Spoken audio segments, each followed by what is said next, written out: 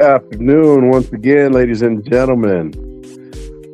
This is the 213 to the 704 podcast, hosted by yours truly, Callie Blue,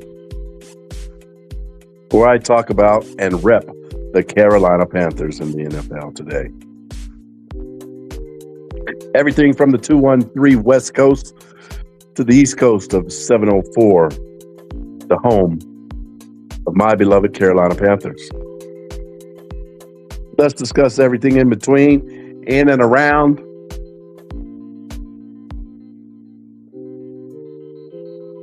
And let's get to it. I'm going to put a link in the chat for anyone if you'd like to pull up, talk about whatever. Let's do it.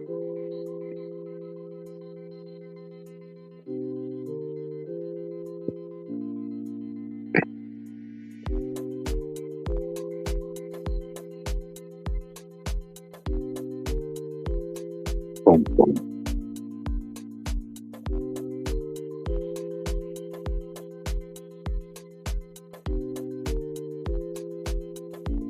There's the link. Anyone, if you want to pull up and chat, talk about Carolina Panther football and whatever you got on the top of your mind. Let's talk. I'm here.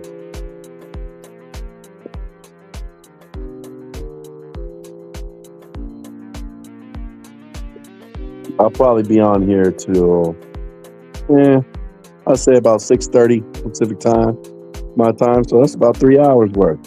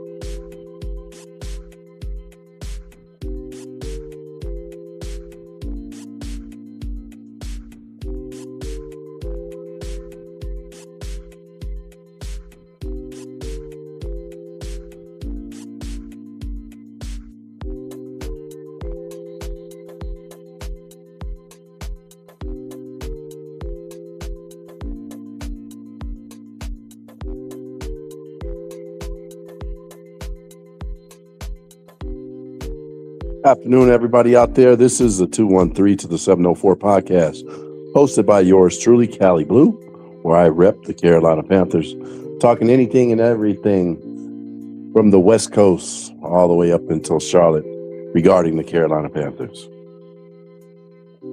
So if you're out there and you got something on your mind, you got something on your chest, you want to get it out, tap the link and let's chop it up.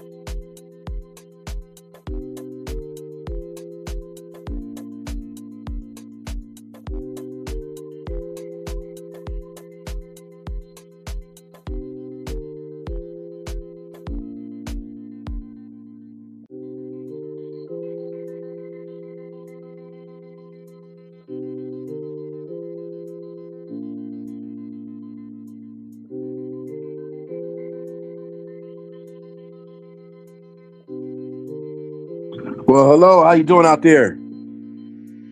I came on a little bit early today, just playing around with my computer and whatnot, making me new backgrounds and everything. Something that kind of represents me, my Carolina Panthers, and the bridge to Charlotte and my fanhood over 30 years plus. So welcome.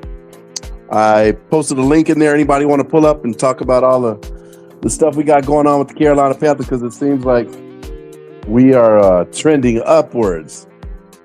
I heard plenty of talks today in regards to the Carolina Panthers on the TV. And everywhere I looked, they were saying good things about our Panthers. And as you know, if you've been a fan of the Panthers like I have for so long, they normally don't have a lot of good things to say about us.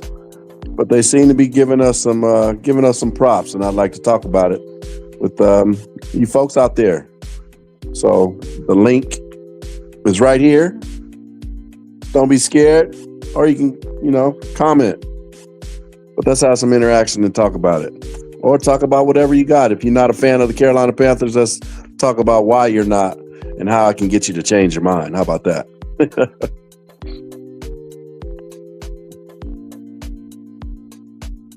What are you guys thinking about my new logos on my merchandise that you guys are going to be purchasing from me pretty soon? You guys like that one? I got a couple of more. I have a few animated ones as well that I seem to like. It's for the younger generation, my YNs out there. I try to portray him as kind of like me. That's me in a younger version, but definitely same color eyes, kind of hairstyle that I wear, I rock.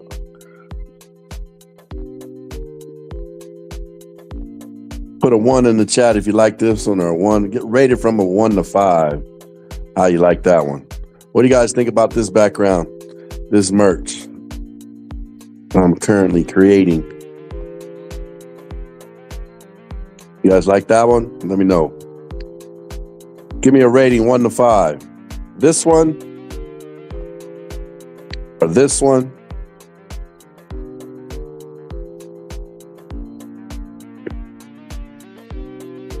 Or this one? Let's see. I got a whole bunch of them. This gentleman does not portray me. He doesn't look like me, but I like the scheme of it.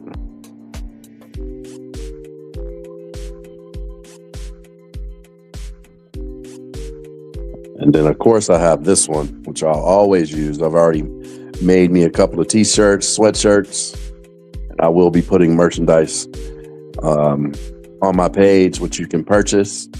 If you get down with Cali Blue, you want to support me and the movement, this is not only people from the West Coast representing the Carolina Panthers, but it's a movement all over, the world, in the United States. So this is just my merch. I'm just showing you guys what I got going on, what I'm creating. There's another one here. That was pretty much Cali Blue in the younger years. Probably would have had a bandana tied around my hand or my forehead or around my neck. Let's see here. I kind of like this one as well, the animated. Cali Blue, LA to Charlotte. 213 to the 704 podcast. From Hollywood to Charlotte, Bank of America Stadium. Pretty much that sums me up. If you guys don't know, I've worked in the broadcasting industry for, 30 years as well. I have been in the entertainment business, make a living, fed my children, paid my bills in the broadcast industry. That would be sports and movie entertainment.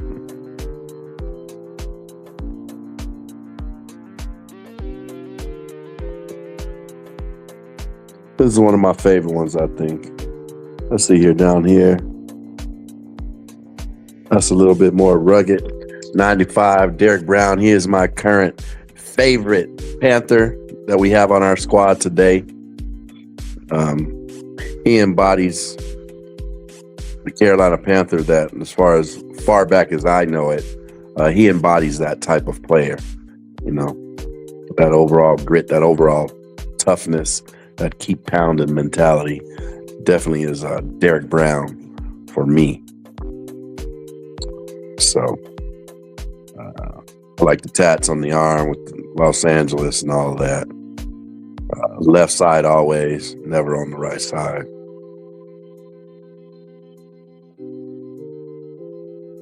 What do y'all think of that one? Give me a thumbs up or something. And I have these generic one here is like that. I'll probably use this for little bumpers or something like that. Bumper going in and out of a show on my episodes, stuff like that. And some of y'all might be saying, well, why are you showing all this stuff? Because I'm just trying to get awareness, of people out there before I just come hit it hard with a marketing campaign and spending useless money trying to get people to watch my channel. So I think this is a good way to do it.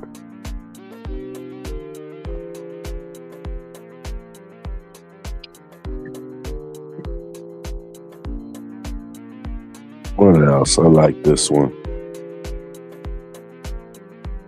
When I'm feeling spry, I'll probably put this one back there.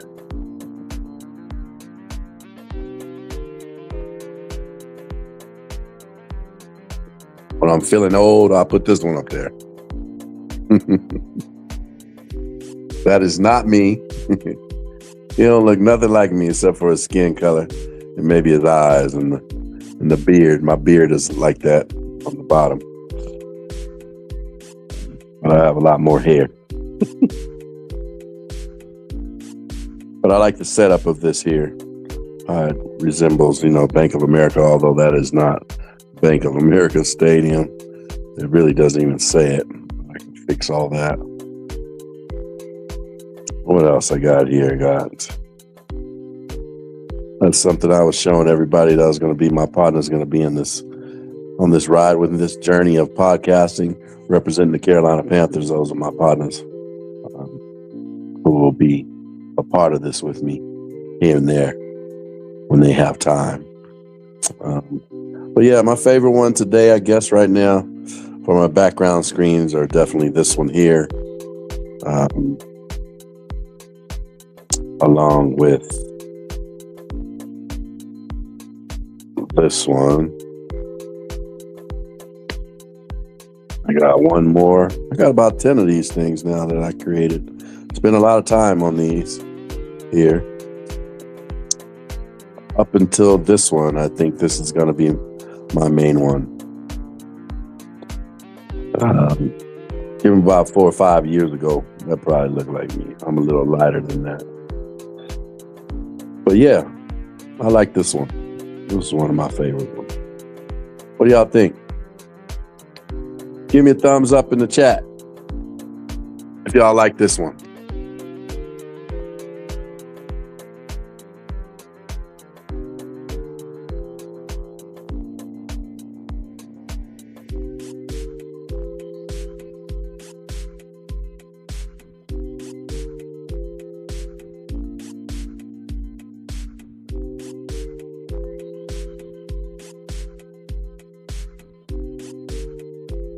You like that one, SGA?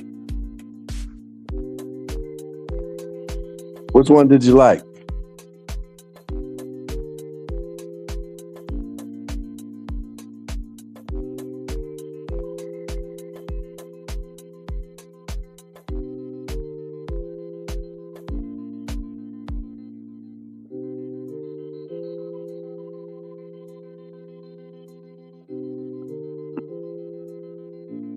SGA, I know one that you'll like for sure. Because you kind of like me a little bit. I think you will like this one. Yeah, I think you would like that one. Or, let's see here.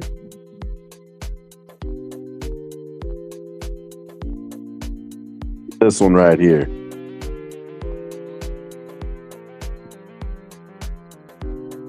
like that one, SGA?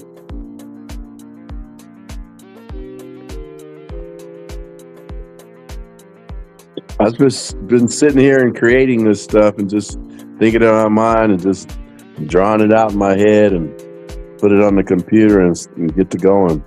Start scrabbling.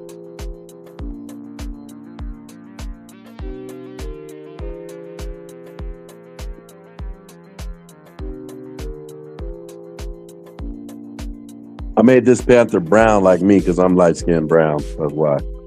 Doesn't necessarily represent the black Carolina Panther that we have. This is more about me. It's my skin tone. I like that one as well.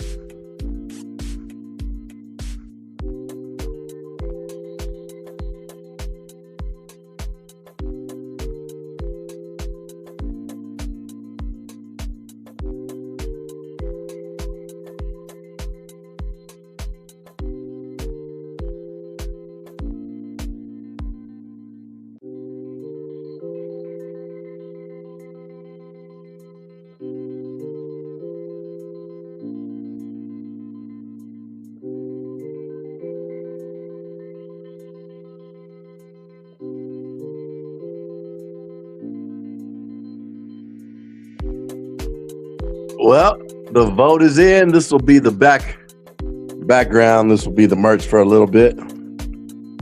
But I've got a few Carolina Panther fans who've texted me and said they like this one that you're currently looking at, which is Cali Blue. My hair is a little bit curly, and this dude is probably 10 years younger than me. But you know, black don't crack, so yeah. I have a pendant like that. I have a chain like that. That is my eye color. I only wear one earring, though, on the left side. And I have a jacket like that.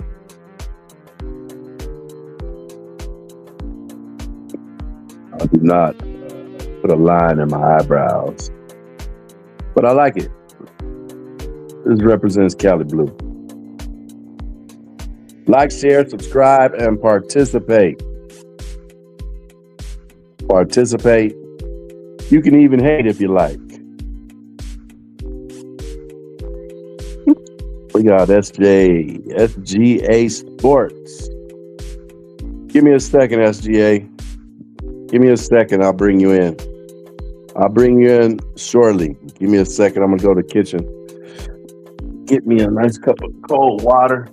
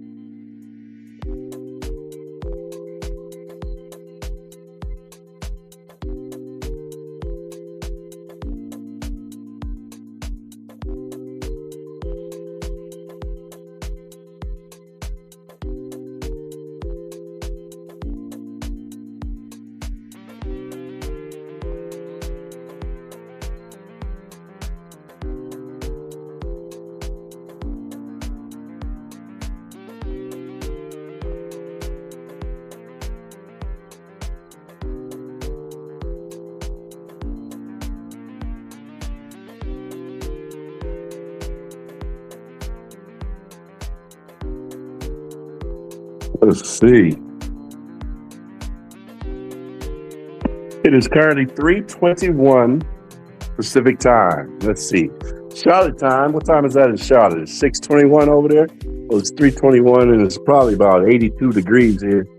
Beautiful, beautiful sunny day weather. Got me a nice cold glass of water.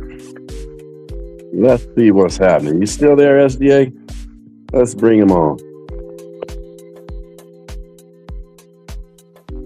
Hey, all right. How's it going? How's it going? Sorry about that. I had to get me some water. There. Hey, viewers, make sure to go over there and click that like button, hit that subscribe button, ring that notification bell. If you all diehard Carolina Panthers fans love what this guy's doing, go over there and give him a like. Tell it like it is, SGA. Tell him what to do. Support my guy, Cali Blue. Thank you. And support my guy, SGA. If you like everything, all about the Carolina Panthers and the team, go over there and support my guy. Tell it like it is. I love it, man. That's one good thing about the internet. You meet some good folks out there, and they see your passion for something, and they just want to talk about it. How are you doing today? Hey, I love football, man. Football is such a great sport. Right? It brings everyone together, man. That's what I like about the sport. And then some people, are not fans of the sport. But it's such a great sport, man. Like I know some parents kind of have have a dislike to the sport because you know how violent it is. But yeah. I mean, it's not for football's not for everyone. So that's the way of putting it. That's how life is. The violent aspect of how many injuries you get in football, how many concussions you get in football. Yeah, absolutely. All those things are valid points, but like you said, it's not for everyone. But for those that it is for, we love it. and we miss it. At the end of the season, I had some of my rookie players on the Carolina Panthers, Tedero McMillan, as well as Bryce Young. They were saying on a couple of interviews that they had, they wish they could have had a longer season. They felt like they could have went 5-10 more games even. So wouldn't that be something if they had a season with 20-game season? I mean, in the 2026 NFL draft, are there any players that you would like the Panthers to get? Like, are there any like candidates that you think that would be a good fit for your team, or you're kind of like going off the bat and just whichever players you get, you'll just kind of go with that. You won't really. Yeah, that's the kind of deal. I think we discussed that. You hit the that's who I am. I kind of go along with the players that we pick because in the past I have liked players or players that I know. Like there's a player out here that plays for USC Trojans, which is the college out here that I follow. My son goes to as well. There's a player, wide receiver, Makai Lemon. He's a very talented individual. So I'd love for us to get somebody like that. But hey, if it doesn't happen, it doesn't happen. So I don't typically get into that. I wait till we get our players and seasons all OTAs are coming. So I wait until then. Then I start examining who we got on our roster. So I use like AI softwares to make like backgrounds and layouts. And rough sometimes AI does a really good job of making it look realistic. Like if you make an AI photo of like the 49ers, they're gonna make it look like with like Levi's and everything. And sometimes AI don't do a really great job with like creating photos to make them look real. So people use AI a lot, like just to use AI technology to make something look really real.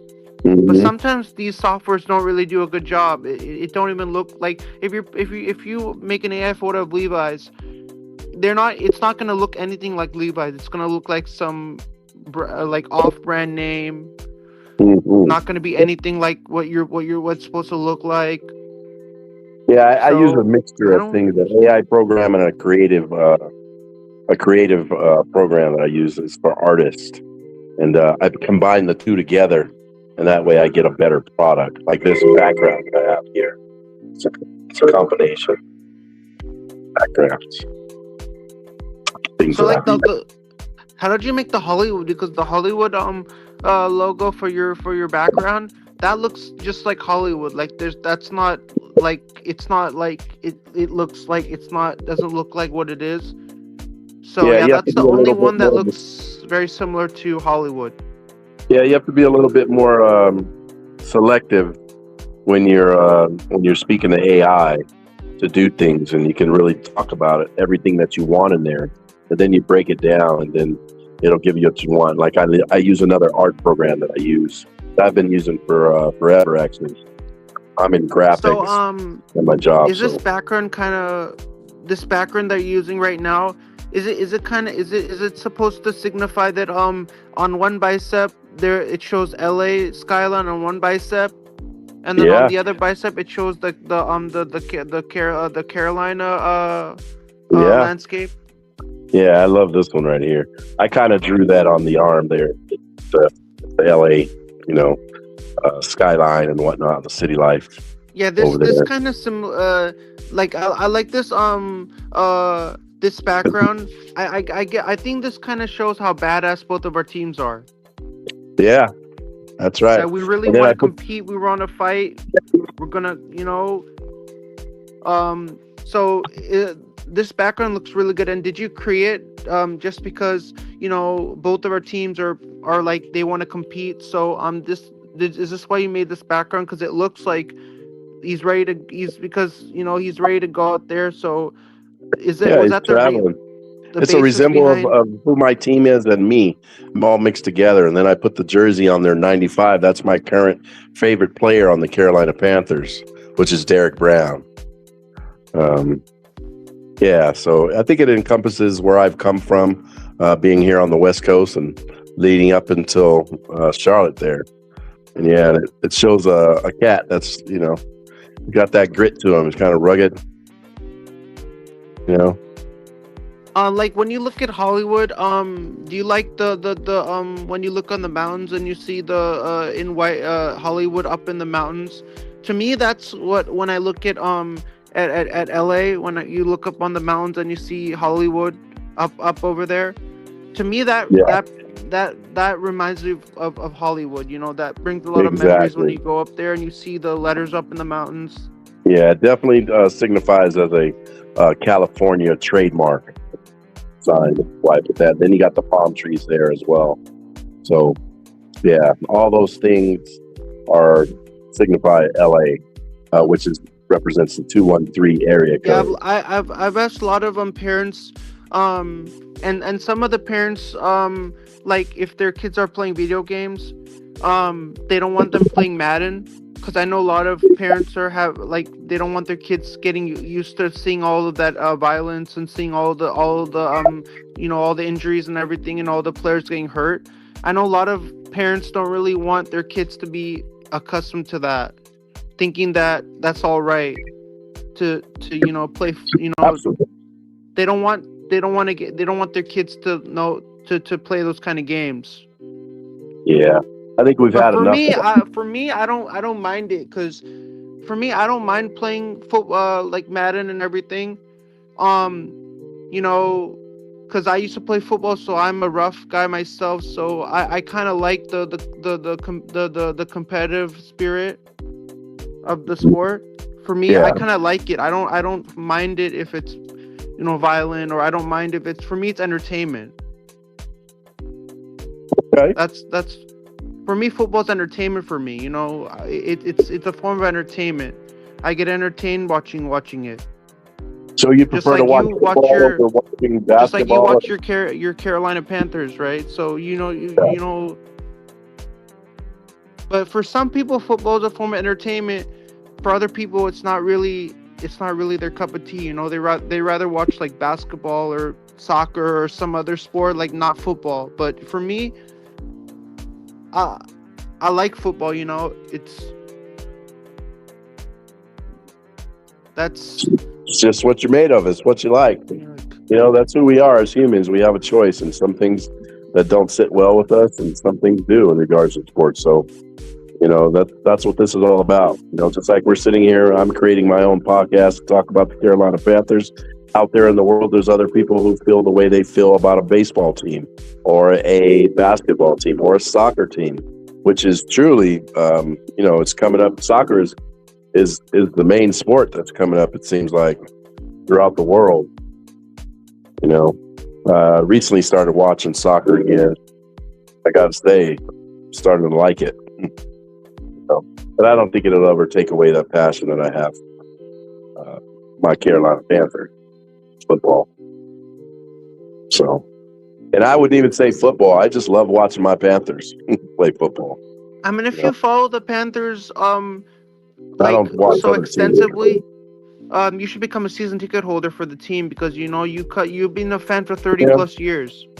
yeah. I've come to terms with that. I thought about doing it, but there's being where I'm at. Sometimes I just can't get there because of flights, and it's kind of difficult to get there from California. So um, I just buy my seats. I almost did it a couple of years ago and bought my PSL seats, but I don't think it's really worth it for me at this point. Maybe if I lived there, I definitely would do it. I definitely would have, PSL seats. But living here, it's kind of difficult. And I actually fly to other states. I actually go to other games when, 8 other games that our Panthers play out there in the United States besides at home. So I do a lot of that as well.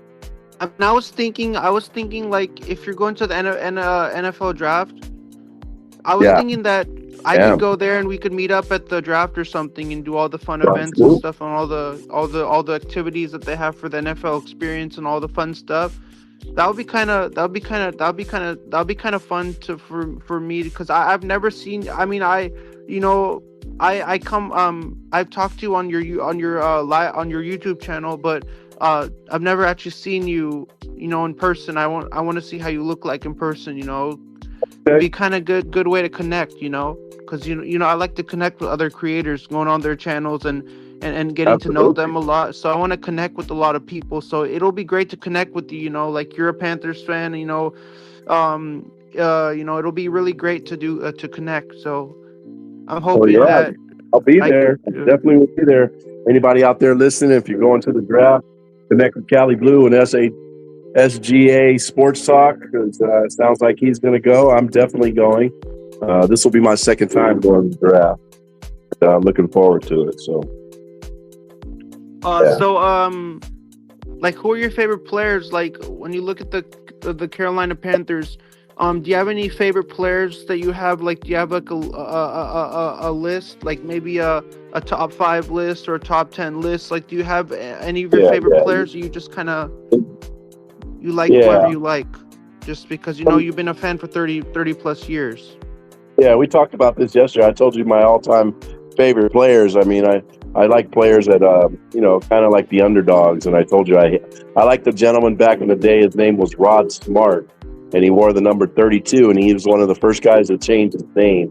He was an offensive player, and he changed his name to "He Hate Me" on the back of his jersey, which I thought was pretty cool. You got players nowadays like Robbie Anderson. His last name is Chosen.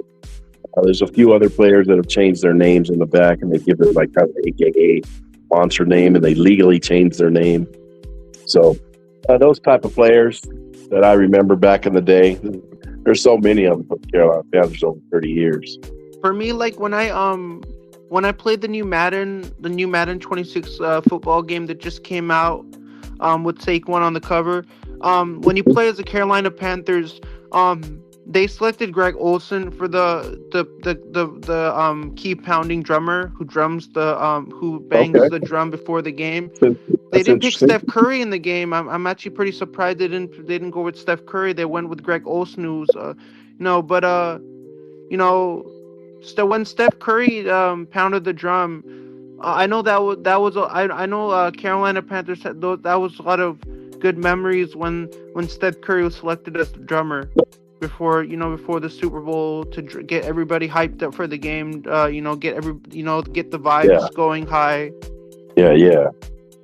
Well, Steph Curry is a great player. He's he's a future Hall of Famer, along with Greg Olsen. Greg Olsen definitely make the Hall of Fame. He's one of our probably the best tight end we've ever had. Had some good ones, but he's definitely at the top of the list.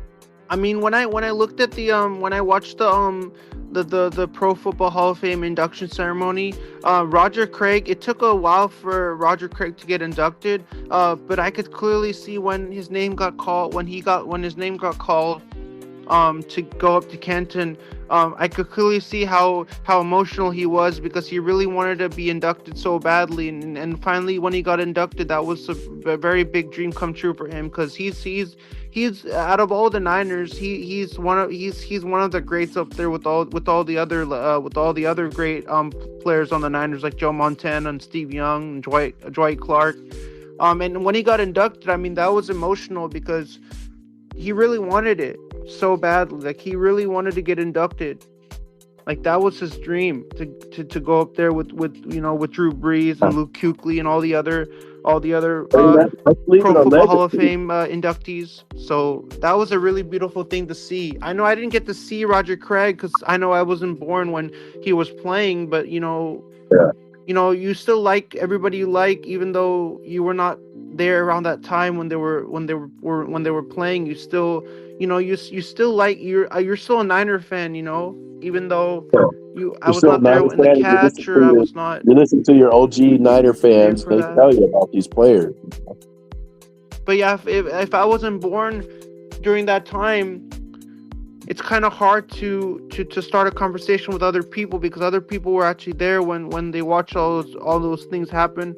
So if you're born around that time, it's kind of hard for you to contribute and talk about it, because you were not actually there when all those greats were playing. So it's really hard for you to have a conversation with other Niner fans.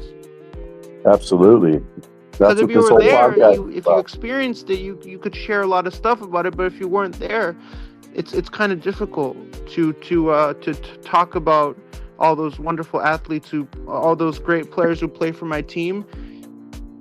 But you've been a Yeah. fan for 30 plus years, so you could talk about all the memories of the Panthers, all the players that played before, all the great, all who Man, played. that's the purpose. That's the purpose of Because my. you've been a fan for 30 plus years, so for you know about all the greats, you know about all the memories about your team, you know every ins and outs of the organization, you know everything. So I I wish I wouldn't. was I like you, wouldn't say but I know I everything, but I do know a little bit about my team. Just for being here and being invested and watching a lot of lonely Sundays watching my team from my couch. Going to a different state or going to an actual game, having interactions with fans all over the world. Really, I keep telling people, I've met Carolina Panther fans from all over the world, from the UK to Japan. I've met some from El Salvador. There's there's fans of every team all over the world, and when you meet them, you just have some type of brotherhood. It's just something to talk about, and it's kind of like so a when handful you of. so when you if you're analyzing the Panthers 2026 schedule, like are you gonna watch all the games on the slate? Are you Absolutely. gonna pick certain games that you prefer, that you like, or are you more like you'll watch every single game? Like, Well, what are you gonna do? I'm very big on games in my division. I think like anyone in the NFL, I think your division means a whole lot, right? You got to win the division and go to the next round, the playoffs. So I'm looking forward to in particular the games playing against New Orleans Saints next year, because the Saints, they swept us. That doesn't happen very often, and they swept us last year. And I saw both of those games. I went to New Orleans. I went to that game to watch them play, and they beat us. And then I went to Carolina to watch them play. They beat us there. So I mean, those are are a there any couple of players games. on the Carolina Panthers who are really good in the community? You know that there's all these athletes. You know they do humanitarian work outside in the community, do things and Yeah, do we have. stuff like that. Are there any players in your organization that go out and do meet the kids? You know, do like Yeah, we have Austin Corbett. I mean, he was for Man of the Year. He was up for Man of the Year. And there's a lot of guys like that. Actually, our owner David Tepper is all about the community. Very proud of like I tell you, you've never been to Charlotte, you got to go watch the 49ers play Carolina Panthers in Charlotte. It's just a great football town. It's right there in the smack downtown Charlotte. You got your hotel, you got it, you got tons and tons of that. You got scenery, you got good vibes. But yeah, something definitely to do. That's one thing I'm proud about. I tell people, if you don't like football, come to a game with Cali Blue and then go down to Cali and watch it play. Particularly a night game. It's just effective. Something to remember. to me, like the NFL draft, like this year's NFL draft, to me like when you look at the NFL draft, to me kind of like similar kind of simulates like if you ever been to a convention hall and they have like all the interactive events on the field, and then you get to you get to see the draft as well. For me, that's exactly what the draft kind of reminds me of. Like if you ever go inside a hall and then there's all these events, football related events that they have, and they kind of keep it interactive. It's kind of very similar with the draft, because they have the NFL experience, which is kind of like what if you ever go to because I went to the one for the Super Bowl in Moscone, up in San Francisco. They had like a Super Bowl experience with that all these stuff. So that's gonna, if when you go there, that's gonna be very similar when they have you go around and you play the games, and you're basically on the field. So that's a really great feeling, because you're right there on the field, and normally you don't get to be on the field, but that's a special moment, like, because normally when you're not allowed to be on the field, but that's a special instance when you're allowed to be on the field, because you're allowed to be there. So they're not, that's a special time, because when the game is there, you can't be on the field, because they have security everywhere and watching you. So that's a really special moment. So I'm really glad that NFL is doing these type of events where they give you that one-in-time opportunity to be on the field, walk on the field and be there with everybody on the field, get photos on the field and everything. That's a wonderful thing. Yeah, I have Because experienced. normally during the game, you can't be on the field because you can't be on the field when the game is in play because they take that very seriously. Absolutely, like we had the streaker. What do you think of that guy in the Super Bowl? What? There was a streaker that ran out onto the field during the Super Bowl. Yeah, to me, like that's why they save all these events, all these NFL draft and all these things. They have the field, so that's really something because that's there. It's kind of engaging for fans, right? Walking on the field, um for me, I mean, it'll be good to go to the NFL. When I go to the NFL draft, it'll be kind of fun to go, but you know it would also be kind of it's kind of like if it's in Pittsburgh, I mean, it'll kind of be like, because I'm not a Steelers fan, so it would kind of be like I don't feel so, that this is not my turf, but everybody, all NFL fans go,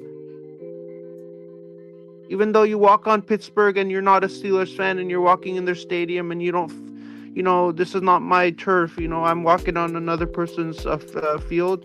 So that it might sometimes NFL fans feel like that, that I wish the NFL draft was happening in the Bay Area, but it's happening it's happening it's happening outside of the Bay Area.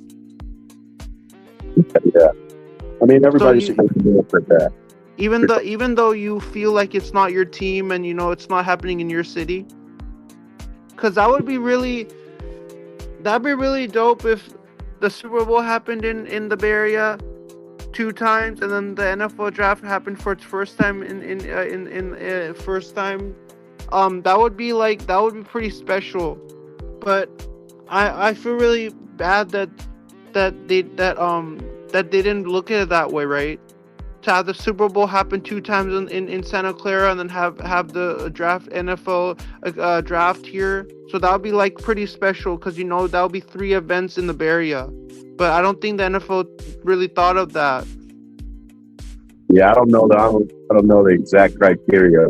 No, but I'm saying that if it did happen in the Bay Area, that would be pretty special. If you had Super Bowl 50 in Levi's, Super Bowl 60 in Levi's, and then the NFL draft here, dude, that would have been really special if the NFL was able to make all those events happen here. But that would definitely bring back a lot of memories to see that event here take place here. Do you remember? Then you'll have do you the Super remember? Bowl. Was there a draft party that was held in back in the day in San Francisco in the Bay Area? I don't remember. No. The sad part was that when you look at the NFL draft, it was never held in the sad part is that the event was never held in the Bay Area. It was in Green Bay. The last year was in Green Bay, Wisconsin, and this is in Pittsburgh. So the NFL draft never took place in Bay Area ever. Wow. Well, I know we got the Super Bowl is going to be in SoFi next year. Super Bowl SoFi. I mean, I would love for the Niners to make it to SoFi. Because all the Niner fans are saying that they want to see the 49ers in SoFi so they can take over SoFi. That's what all the 49er fans are saying. Because yeah, that's typically 49ers. They do take over the SoFi Stadium and they play against each other. That is for sure. But that makes a lot of sense, though. I mean, because the Rams, they weren't here for such a long time, so they have the transplant too. So you got so many other fans, other teams here in Los Angeles, California. So, yeah, for instance, you do in the Carolina Panthers, there's lots of other teams. I know when my friends like when my friends make layouts and stuff like that.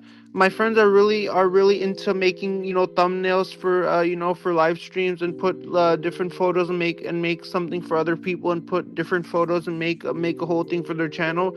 I know a lot of my friends are really into that stuff. That's their hobby. They like to go and create something, put different pictures on there, get pictures and put them together and make a whole thing and use that for their channel. So then I know a lot of my friends, they're really into that stuff. That's something that they have a passion for, is doing that. It's like people like to like puzzles. People like to make a puzzle. People like to put a puzzle together. Yeah, the artist. Some people like to do that. So it's just like something fun that people like my friends like to do it. Right. They like to make something, So that's something that. How long have you been on YouTube? Been a while now. Okay. You have a channel as well? SGA Sports Talk channel. And what do you stream occasionally, or when the season ends? I do like, I've done some 49er live streams on my channel. I've also done some post-game shows also. Sometimes I don't feel like going live, so I just do a post-game show and react to the game after. I've done some Warriors live streams too on my channel, some Giants live streams. I keep it all Bay Area, basically. Gotcha. How did you find my channel, man?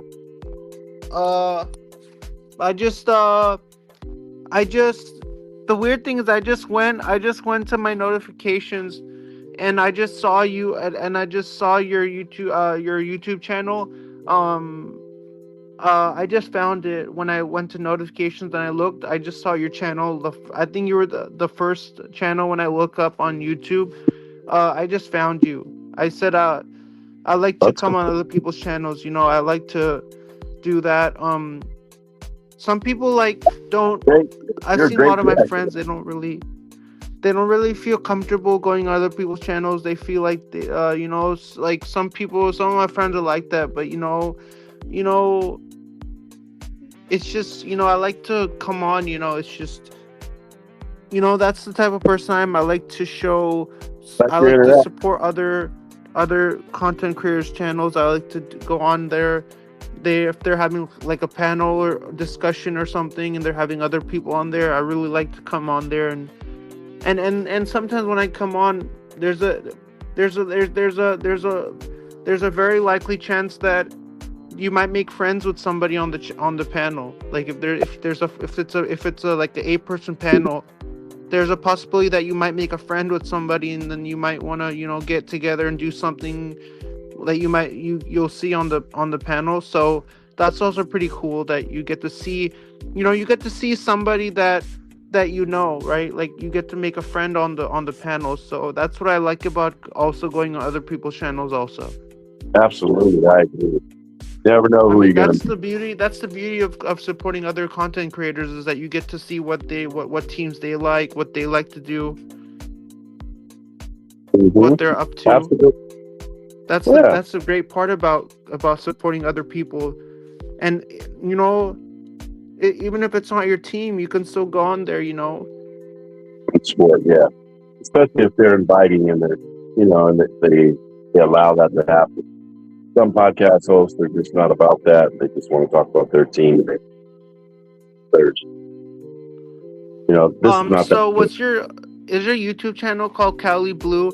Is it because you're born in Cali and then you like the Panthers? Is that why you named your channel Cali Blue, or it was just kind of like, did you want to pick a fun little like catchy name. You know, every time people think of the Carolina Panthers, they think of Cali Blue, and that's how they get dragged to the channel, or is it I would something hope else? so. Well, my name, family and friends have always called me Blue. It's my AKA from Los Angeles. My grandfather gave me that. That's good. And then I just figured, since I'm a Carolina Panther fan, and I discovered YouTube and people representing their team here back in 2011 and 12.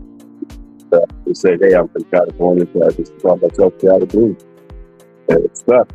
So I've been making content, actually videos and creating videos for monetization and everything back in 2012. So I have a history of making videos representing the Panthers here. We have things called Hate Week, where we battle against somebody from another team to make videos why they think they're going to beat us, why we're going to beat them, make them funny, have some interaction, some banter with each other. That was a big thing back in 2012, 13, 14, 15. Make some over. You couldn't get away with using music for your background and stuff like that. And also being, making fun of somebody. So, like, as a Panthers fan, like, how did you feel when CMC left the Panthers to go to go and play for the 49ers? Were you a little bit heartbroken when CMC left the Panthers? Because he used to play for the Panthers, right? And then he left the Carolina Panthers, and then he came and played for our team. How did that make you feel? Because he was great for your team. He led your team in numbers. He was breaking records. He was doing all kinds of things for your organization. Yeah, well, unfortunately, the Panthers have done this historically. A lot of our great players have left our organizations for another team over and over. So I kind of, with the CMC thing, yeah, it hurt me, but I kind of had my battle scars already. I would take that feelings of getting hurt about it, feeling really disappointed because I thought that. I think I told you that a few days ago in regards to when I really was upset when Steve Smith was not going to hear up the fence. I was one of those guys that would video viral videos of people burning their jerseys and stuff. I did not go that far, and I didn't do those things, but I sure as heck wanted to. I was very upset. I was very by that. Steve Smith. Cam Newton, I wasn't so much on my feelings about that. Kind of saw the writing. I mean, as a diehard member of the Panthers, would you? As a diehard member of the Panthers, is there which current player from the Carolina Panther organization would you like to see retires as a Panther? Wow! Right now, I guess I would go for right now. I would love to see Bryce Young. If I could have it my way, that's the way I would love to have a franchise quarterback who stays here and he does exceptionally well enough to stay here and be that player for us. Because if somebody like a Bryce Young was to be a staple here for Carolina Panthers, that probably means that our team would be doing pretty good in the league for him to stay around. And somebody like a Bryce Young is at the forefront of our team, the quarterback. So if I had it my way and I had it, definitely want that. So who would be your big three? Because I know whenever you look at the NFL, people have the big three. Like for the 49ers, the big three would be George Kittle, Christian McCaffrey, and Brock Purdy would be our big three. Do you guys have a big three, maybe three of your best players? Because those are from the 49ers. Those are our best players. Brock Purdy, Christian McCaffrey, and George Kittle are our three best players. Man, they're amazing. Well, we got J.C. Horn, our cornerback, All-Pro cornerback J.C. Horn. We have Derek Brown, and we have Bryce Young. And we also have Pedro McMillan, who's the Rookie of the Year wide receiver this year. And we got some really good players out there. We have a very young team. So we have Jalen Coker, who is a very good wide receiver. He stepped in late in the season, and he's going to be something special in the NFL. What about Chuba Hubbard? Yeah, he's one of my go-to. He's like a big brother for the team for me. He's a tough player. We had Rico Dowdle, who we signed last year. Probably back next year. Got 1,000 yards rushing this year. But there's a chance he might be back, but our general manager, Dan Morgan, said today or yesterday that he's letting Rico Dowdle go out there and explore the market if somebody wants to pay him a bunch of money. Power to him. But if not, we might be back here next year. So what were your 5 takeaways from Dan Morgan's, I believe, Dan Morgan's press conference at the NFL Combine? I know he talked at the NFL Combine. What do you say from his speech at the Combine of talking about his team? Well, I think you hit the nail right on the head. Right? If you're a Panther fan, you know exactly what we need. We need linebackers, tough. We need that big type of linebacker in the inside. Dan expressed filling those holes as the edge rusher, and a wide receiver that can get yards after the catch. But he also said what the Panthers always do. We don't go for need. We pick the best player possible. Best player available, and we go around that. And that's just how we do it. That's how we've been doing it. That's what we're going to do. So, best player available, it's our time to pick. That's who we're going to pick. I mean, like the 49ers, we need a lot up in the NFL draft. The 49ers need a lot of positions. We need a tight end because George Kittle is out for the season. And then Nick Bosa is our defensive end. He's also out for the season. For the 2026 season? Yeah. So Nick Bosa. What's wrong with George Kittle's out for the season. And then Nick Bosa's out. So we need a tight end and a defensive end, and we need an interior offensive line.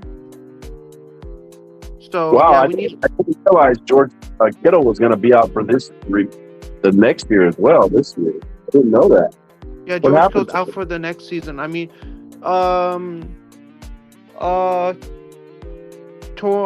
think he tore his ACL. Man. And Nick Bosa's out. So Nick Bosa might not. George Kittle and Nick Bosa might. I might never see them in a Niner uniform ever. Yeah. I'm kind of sad because Nick Bosa and George Kittle George Kittle's one of our best tight ends, and Nick Bosa's one of our best defensive ends. So they're a leader of they're a member of our offense. So having those players out really our team is gonna be impacted a lot with Nick Bosa and George Kittle out for the season. Yeah, well, it's always next man up, right? Next man up. So 53 man's roster. So. Definitely. We'll see them next year. But when I was watching that Niner game and I saw George Kittle go down, I was very upset with that. I mean, I was really heartbroken that he tore his Achilles tendon. Yeah, I bet. Those types of things, those type of injuries. We had a linebacker by the name of Thomas Davis. He had 3 tears, and he came back, and that's why he's one of my all-time favorite Carolina Panthers as far as that keep pounding mentality. So it can be done. They can come back from it. Just got to put some work into it.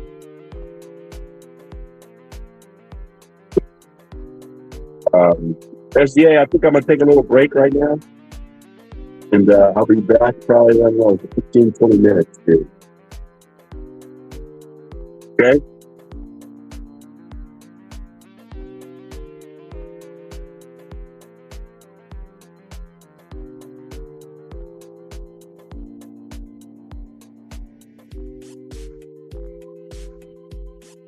For you folks out there, this is Cali Blue, and I'm the host of 213 podcast.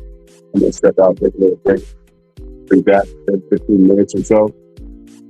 Got a question, type it into the chat, or if you want to pull up, the link is in the chat. Do the same thing. I appreciate you, SGA Sports Talk.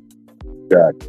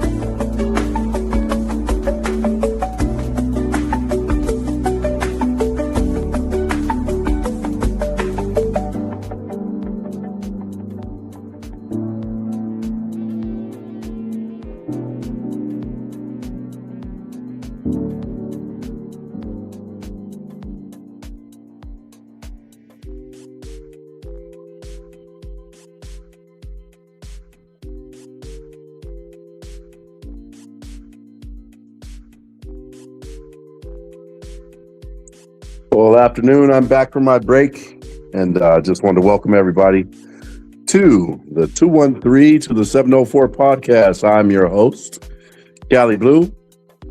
I represent the Carolina Panthers as far as fanhood goes. I've been a member for over 30 years, and I'm just here to spread some more love and spread the word about my team, who I think is one hell of a team for football.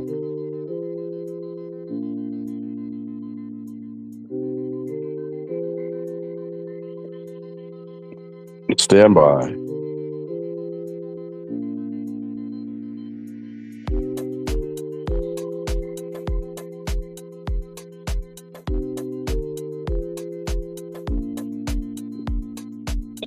My man, Will Robinson, what's happening? What's going on, sir? Like I said, this is Cali Blue. And I am the host of 213 to the 704 podcast, where I represent everything from the 213 area code out here on the West Coast all the way up until Charlotte. And when I say that, I mean I like to talk about everything in regards to football. If you're from around the world, don't necessarily just need to be from Charlotte, but wherever you represent those Carolina Panthers, I want to meet you. I want to have a conversation with you. I want to have a conversation about my Panthers. I want to talk about how you became a Carolina Panther. I want to know what are some of your favorite games, some of your favorite players, likes, dislikes. What's some of your favorite food? What's your ritual of being a fan on a Sunday? You know? Let's see here. I just got on. Am I letting people on the panel? I absolutely Will Robinson. Absolutely right now.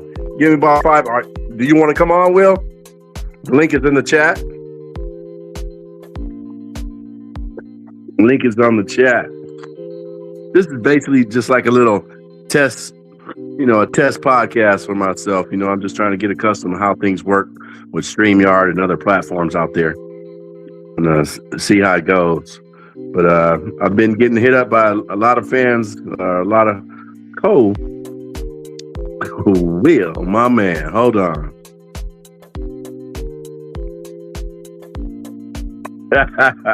Can you hear me? Man, my man, how you doing? I'm good, brother. I'm good. Are you there, Will? Fine? Yeah, I hear you. Can you hear me? I sure good, can. Good. I can. Yeah. They turn down that background music. Thanks for testing it out, man. I look forward to your pod, man. I know it's going to be insightful, fun, entertaining, and the whole nine, brother. Yeah, absolutely. That's what I aim to do. I aim to please all of my Carolina Panther fans out there. Absolutely. So I've just been sitting here playing around with backgrounds and creating graphics and stuff like that. Merchandise I want to do. And been having some discussions with a couple of people when I turn this thing on. I met some fans from other teams, and this title that I said here, the Carolina Panthers are trending, is because I turn on the TV nowadays and everybody's talking good about the Panthers as far as the entertainment media world out there. They right? say we on the. It feels weird.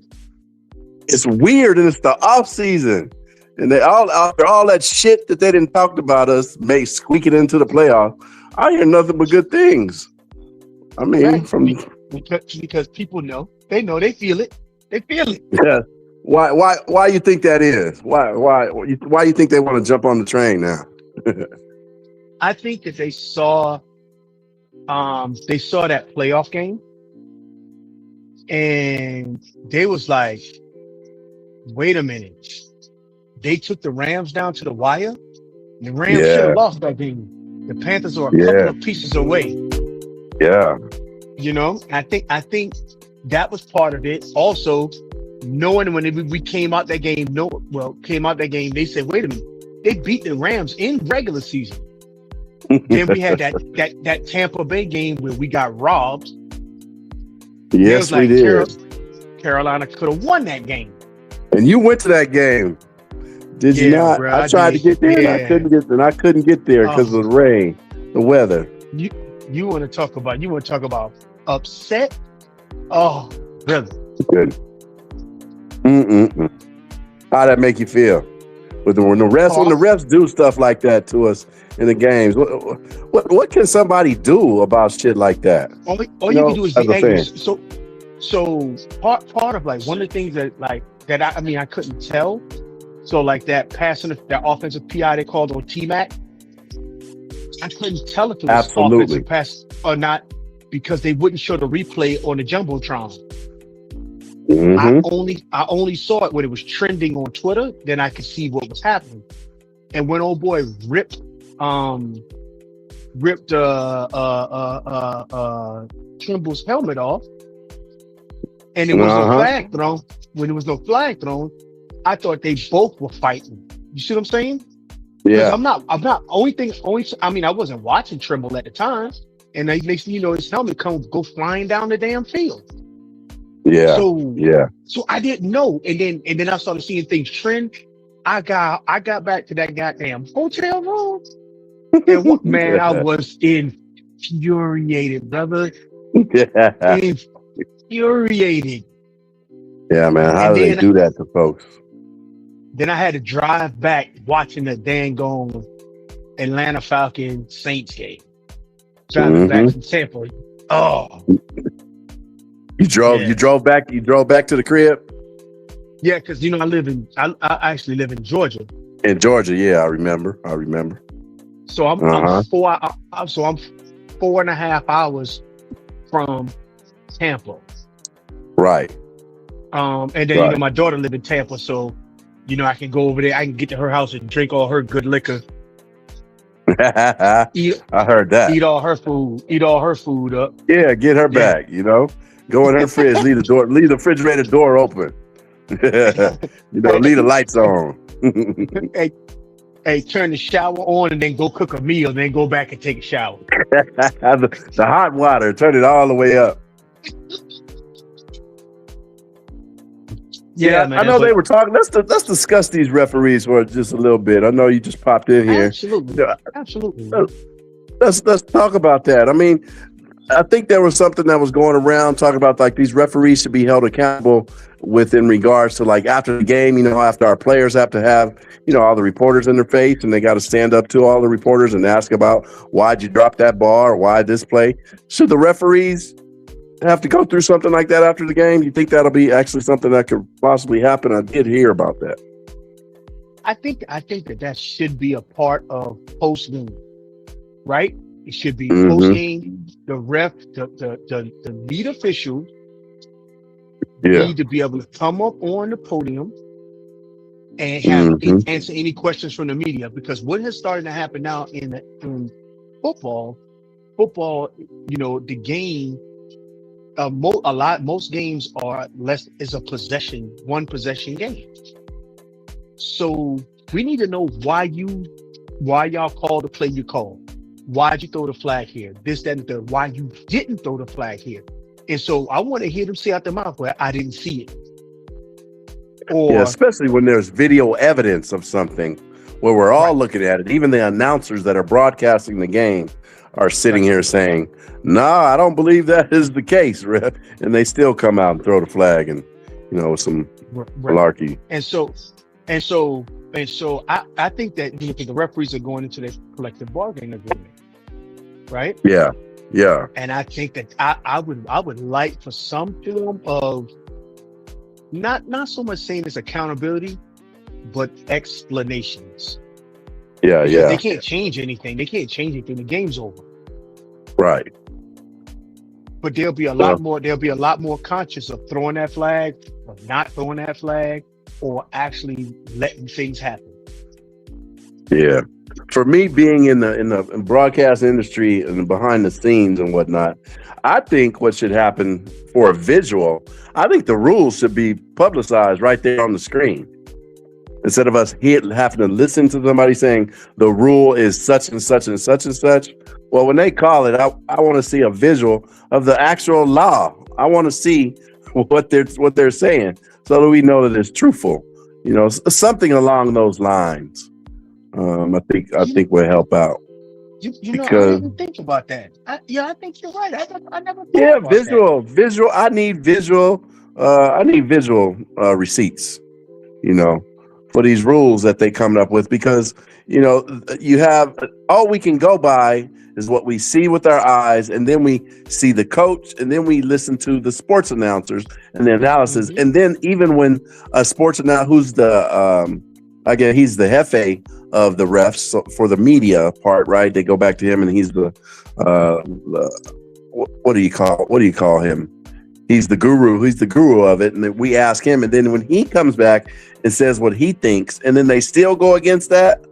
I mean, come on. And we need to have, and like I said, an explanation after the game. So, Yeah. And so the media A can direct follow up. a direct follow up. So right after they do interviews, because the players do their interviews separately, right? The players do their interviews. So right after the game, the referees, they ain't got nothing to do. Take your Rumpelstiltskin straight to the podium. Have the NFL have the NFL logo behind him. Let him answer the questions from the media. Then once the media they got a head. They have a head referee. We want to hear that head referee. Right, and then let the head referee have his piece. And then when the head coach and then the player of the game, normally the quarterback or whoever was the best player in that game, brought to the podium, they can say the coach, the referee said X. Yeah. What's your thoughts? Yeah, absolutely. I think that's the way it should go. There's definitely got to be something to go on because, with all this money that's involved and all the legal betting that's going on with sports now, there has to be some type of definite answer as to why this was called, Correct. Exactly. I truly believe that. I truly believe that. Yeah. I had Driver in here the other day. Oh, here's another kid. There's a San Francisco 49. He's a great kid. He wants to pop in here. Hold on, SGA. Hold on. Talk to my buddy Will right now. I ain't talked to Will in a minute. He's a diehard Carolina Panther fan like myself. And Driver came in. I'm listening. Oh yeah, Driver pulled up on you? Yeah. Uh-huh. So what were you saying, Will? I was saying I don't know if you had a chance to explain it to your audience yet, but I was trying to figure out what you thought about a couple of things. Play calling duty, and I have a free agency crush, and I want to see if you had any free. That's a good way to put that. And I don't know if you have a free agency crush, and what your thought is on Izzy being a play caller. Yeah. Wait a minute. Are you talking about the offensive play caller? Or are you talking about a free agency play crush to bring in, or to the draft? Two separate. They're both. Okay, I thought so. Yeah. One was, what do you think about Izzy taking over play calling duty? And then I got you. And then also, do you have a free agency crush? I'll get the free agency crush out of the way. I don't know if I have a crush for a player. I know I have a position. I have a free agency position, and that would be the middle linebacker position. Okay. I don't necessarily have a player per se. As far as the offensive coordinator, Brad taking over, I'm kind of looking at him kind of suspect. I'm like, why is this happening? When you were directly under Dave Canales, is this true? Are you really taking over the cause, or are you trying to make it? Is this some type of distraction away from Canales in case we hit muddy waters, so he won't be fully at blame? Which I still think he should be since he's the head coach. But I think it's a move in the right direction, but I'm kind of looking at it suspectful because why is it him? Why didn't you pick someone else? But there's a reason for everything. If that makes a little bit of sense. What do you feel about that? Yeah, I mean, Those. I can see your point. So I'll go in the reverse. So I'll talk about my thoughts on play calling. Well, I think he picked Izzy because he trusts him. And there won't be Absolutely. any changes. There won't be any changes to terminology or the flow of the game and all of those things. All that makes So I sense. think Absolutely. I don't think I think that's the reason why Izzy was the offensive coordinator. Who was he going to let call plays? Somebody else to come in and take over? And you know, Izzy is the one who designed, like he was saying in the podium, Izzy is the one who designs the plays. Yeah, I yeah, just make sure that the philosophy works and I call plays during the game. yeah. I decide which play we're going to run and when we're going to run it. Right? Mhm. And Okay. so, and then also I know that when he brought in that guy, Bevel, So Brad right? serves up the plays. Brad serves them up and say, "Hey, look, we got one A, B, C, D, and E and F, right?" He And then put together the Canales says, menu. "Okay, we're gonna go with this one." He put together the menu. We got you. He put together the menu and the Waffle House menu and all that stuff. Yeah, yeah. And Dave Canales is calling the plays during the game. Now, Uh-huh. Dave Canales ain't talking to the defense at all. He ain't got shit to do with special teams. Obviously, don't seem like he nobody ain't- got anything to do with special teams. And he ain't putting his head. He ain't pulling that damn microphone up on his headset and going down that line and talking to the defense and talking to inside linebacker play or whatever the case may be. Talking to Okay. his guys, motivate. He ain't doing none of that. Because he's He's more not focused paying- on the play calling and what's Right, going and on. then Okay. And then on top of that, and Bryce Young kind of alluded to this. And Bryce Young said, "I got to get out of the huddle faster." Because he was putting, Bryce put on himself saying, "I need to get out of the huddle faster." Blah blah blah blah blah blah blah. But you got to Okay, that's interesting. I didn't hear that one. That Bryce had said this. Bryce said, "I got to get out the huddle faster Yeah. to be able to get us in a position so that I can get us in the right play. Yeah. That's my next step For in check, evolution. Yeah, for Mhm. checks or whatever and all of that Yeah. stuff." Bryce Young says, I'm not getting to the line fast enough to diagnose defenses. Yeah. Right. Right. But I think part of that's on Canales. Canales may not be getting it playing fast enough because he's worrying about 50 other things. Somebody talking to him about time, down and distance, all this other stuff. Right. So you think Canales is feeling better about Bryce as well as Brad? Right. It's Feeling a little bit better, giving them the reins. I think so. It's kind of like I've They're getting there. homeschooled my kid. Yeah, yeah. Mhm. I trust my best friends. I'm putting them in his classroom Yeah. Yeah, I got you. because and it's the exact same way I taught this guy how to teach. So I taught you how to teach. I've taught my kid kindergarten and first grade. I'm putting them in your second grade class. Got you. Yeah. You know what I'm? Yeah, I At least that's definitely. the way I I'm think picking up about what it. you're putting down. Exactly. It's as if you were teaching your kid, like I'm teaching my son how to drive a car, right? And I'm like, Right. okay, and he's in my lap, and I'm like, okay, I'm getting ready to let you get over here, and you're gonna drive. You know, it's your time to put your hands on the wheel, type of things. Yes. And trust me, I did that. I got 3 daughters, and I taught Yeah. all 3 of my Woo. daughters how to drive. Brothers. Yeah, So yeah. I bet you've been through some stuff. yeah. And then about free agency. Yeah. Okay. Who's your crush? Devin Lloyd. Yeah, that's a good one. I want That's a Devin good one. Lloyd like a fat. I want Devin Lloyd like a fat kid want cake, baby. How the money gonna work? When people take about the players that they want to pick, and I say, okay, how we gonna give them the free agent? It's all about the money. How the money gonna work? So What's left with him? so Or we got to pick up. 4 years, $60 million guarantee. No, 4 year, $80 million, $60 million guarantee. And then we pay that all. What do we pay up front? What's guaranteed? We give them we give them a bonus to drive down the cap space, right? Mm-hmm. But okay, the highest paid linebacker in the NFL is $20 million right now. Okay.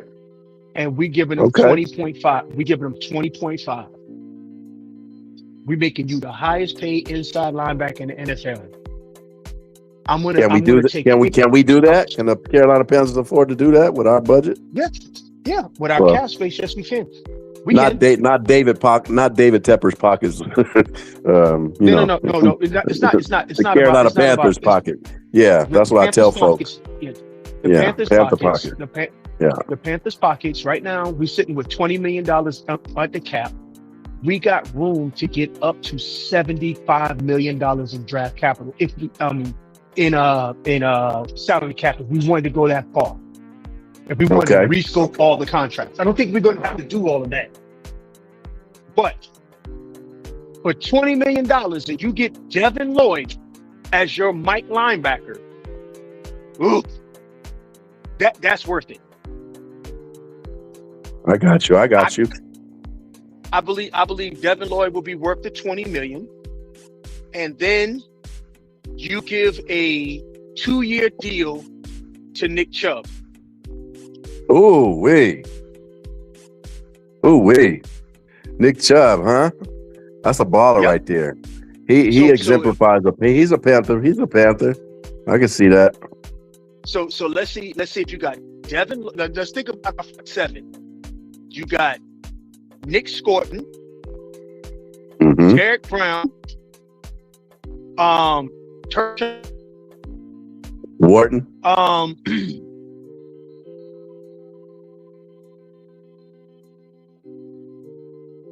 Hello? Somebody popped out and popped back in. You still there, Will?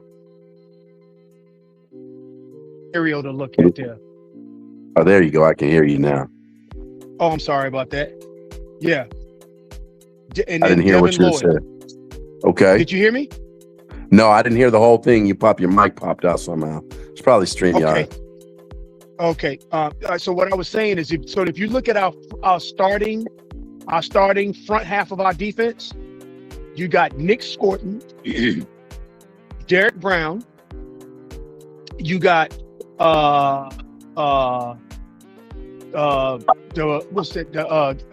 Ray as the nose tackle. Then you got you got Derek Brown, the nose tackle. Brown. We got Bobby Brown. Bobby Brown, and then on the other side of Bobby Brown, you got Tershawn Wharton, and then outside on the other side of Tershawn Wharton, you got Nick Chubb. Then on linebacker play in that 4-2-5, then you got in that 2 position, you got that we just just talked about, my draft crush. Devin Lloyd. You got Devin Lloyd and Wallace. Oh, Wallace. Yeah. And that 4-2 position is well positioned. You let Roseboom go? If I bring Roseboom back, I bring him back as depth, not as a starter, because he was supposed to. He is the work piece, man. He get all them tackles. But he was supposed to be a depth guy. You remember? Yeah. So we bring it up. He had to start for us, and he did well. But he's nobody Devin Lloyd. So you hear about what Dan Morgan said about the draft, right? He said he gonna keep it 100, like best player available. Yeah, that's what he said. He said best player available, and he's saying it with conviction. I'm glad he said that. He's saying it with conviction. And the reason why I'm glad he said that is because so many people will jump up and down and say, "Oh, we gotta," they go straight to the draft first. They don't think about free agency. Yeah, that's true. Well, and I think free agency, if they do what they need to do in free agency, then best player available is the answer at 19. Yeah, he definitely said he sees the Panthers getting a free agency for a linebacker edge. He said more than likely through the free agency. That's what he said yesterday. So yep. I mean, I think this is a whole like old school, like 2015 Panthers that are, maybe a little bit before, but I think this is just not Dan Morgan. I think it's a whole effort of all our classic Panthers that Dan Morgan is, the way he's driving this ship. I don't truly look at him doing it by himself. I think he's digging on. He's being guided by some of our loyal Panther greats or legends, I believe. And so Luke just think Kuechly, if you, Jake Delhomme, yep, Thomas Davis. I think he is truly. They're all a part of that. But anyways, yeah, especially with recruiting people in, right? Yeah. They all got their own niches that they're good for. How you feel about Luke Kuechly making the Hall of Fame? Man, I love it. I won't be able to get up there and go to the event. I won't. I wanted to go up there for the event, but I'm not going to be able to. Oh, I'm going to the draft. You just brought this up. I was just talking to somebody else his induction. Yeah. Are you going to the draft? This will be my second draft that I'm going to attend. No, not this. No, not this one. I'm planning on going to the one in Washington in 27, but not the one in Pittsburgh. Yeah, not this one, not the one in Pittsburgh. Yeah, I'm attending that one this year. I'm going to Pittsburgh. You're gonna love it, man. When's the last time you've been to a draft? And man, the last time I was in a draft, I was a kid. I think it was in San Diego. When I went. Okay. Yeah, like early 2000s, something like that. I think it was. But I'm looking forward to go to Pittsburgh. I got a homeboy who's a diehard Steeler, so he has a house there as well. So he got family and stuff, so he'll be able to take me around town and stuff like that and see what's happening. I'm looking forward to it. I'm having a whole bunch of people for the Washington event. Because I lived in DC for 8 years, and I travel back and forth to DC at least once, if not twice a month for work. Oh, wow. Matter of fact, as I'm on the phone with you right now, I am right outside of DC in Arlington, Virginia, right now as I'm talking to you. So I'm looking forward to that DC one because it's gonna be so much fun. I'm gonna have my son with me, my nephews, all my friends. Good time. And if you want to come, you more than welcome. I got some diehard Commander fans. So the draft is not about. So this is what I love about the draft, because it's not about the last draft. It's not about that home team, right? Because when I was at the draft when we drafted Bryce Young.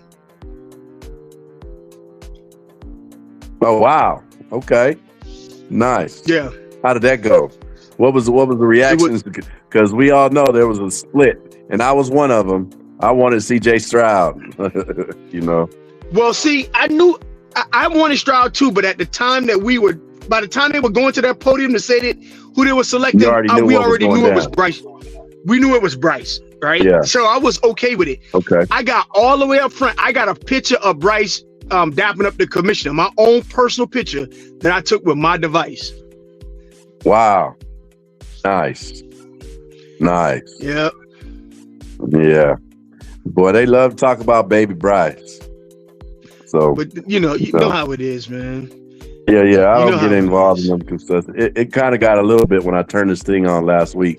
I only been on here I think this is my 5th day, and they were talking about that Bryce. I shut it down.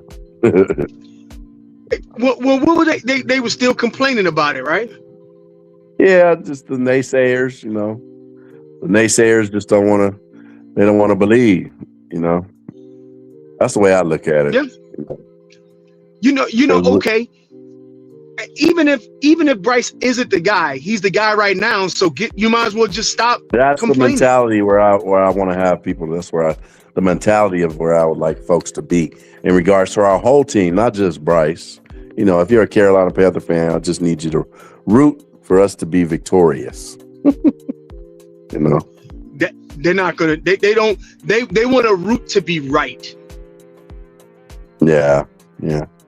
But when I find like I've been looking at, because this show is called 213 to the 704 podcast, right? Obviously, I'm in the Los Angeles area, and going over to the 704. But what I find is, what I'm getting at is that the fans that I know from other states and whatnot, and not trying to draw any type of lines or anything like that, but I noticed that they're more okay with it, as opposed to our folks who are really, maybe it's the term I'm looking for, more of a real diehard Panther fan, but that doesn't make sense either. I don't know how to really say it, but I've found that other people from other states, my other friends that are Panther fans who are not specifically from that area of Charlotte, they're okay with Bryce. So but I only have that conversation when I go deeper in my southern roots over there. I find that. So I would tell you, it's not even the Southern Roots thing. It's not even the local fans. There's a loud 10%. There's like a loud 10% of us. That's well, yeah, that's well said. And they will complain no matter what. Mm-hmm. Yeah. And that's the part that kills me. That kills me and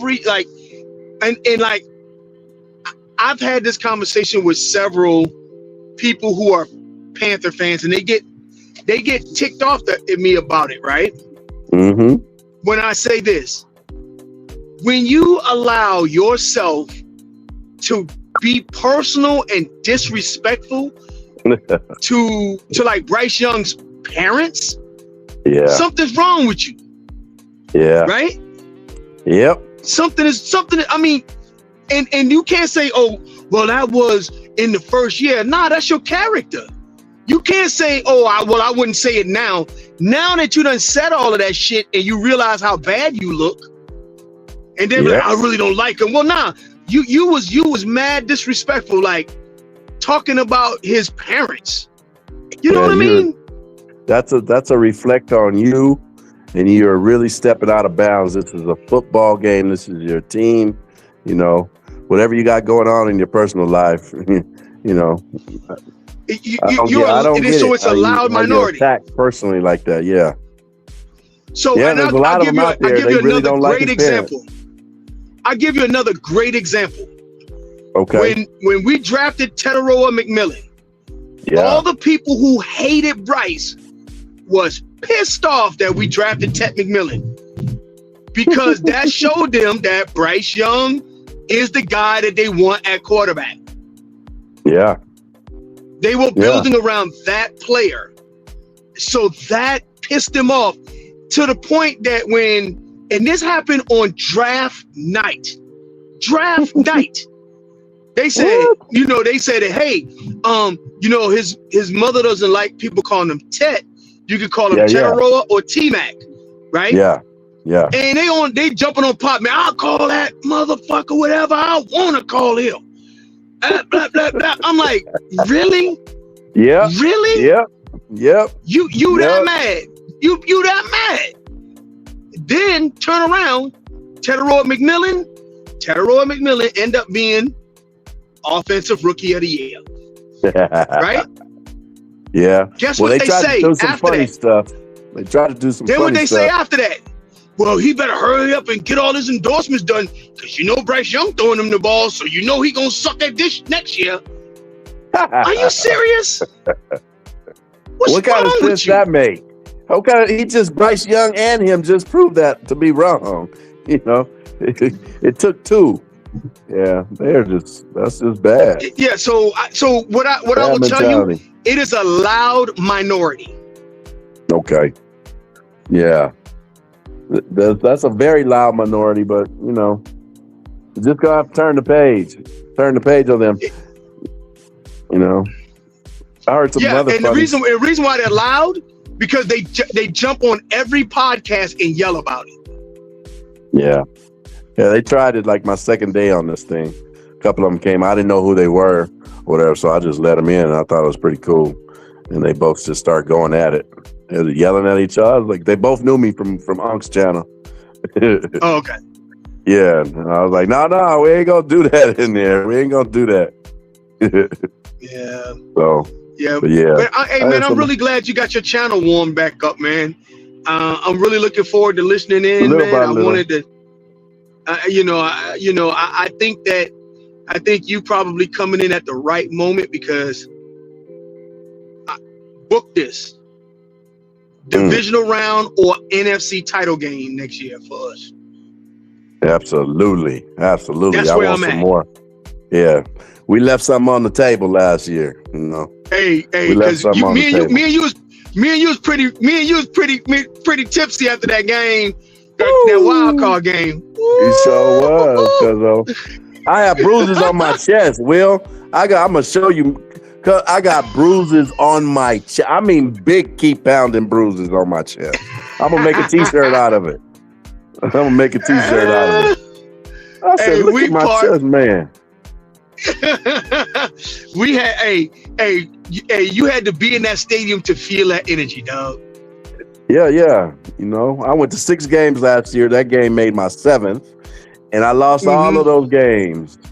But when I left that stadium, and I said, man, I'm still a diehard Carolina Panther. Yeah, and I just took my licks and said, I'm gonna do better next year. So that shows you something about this team. That shows you something about this team. Because I ain't no phony baloney. I've been here. I'm a grown-ass man, and I've been a long-time Panther fan. So we seen the Jimmy Clausens, Oof. So we seen Steve Berline in 1999 with all them yards and go 8-8. 4,400 yards, 36 touchdowns, the one-hit wonder of all one-hit wonders. And what happened? Not doing nothing next following year. So we've seen this already. We've seen this story before.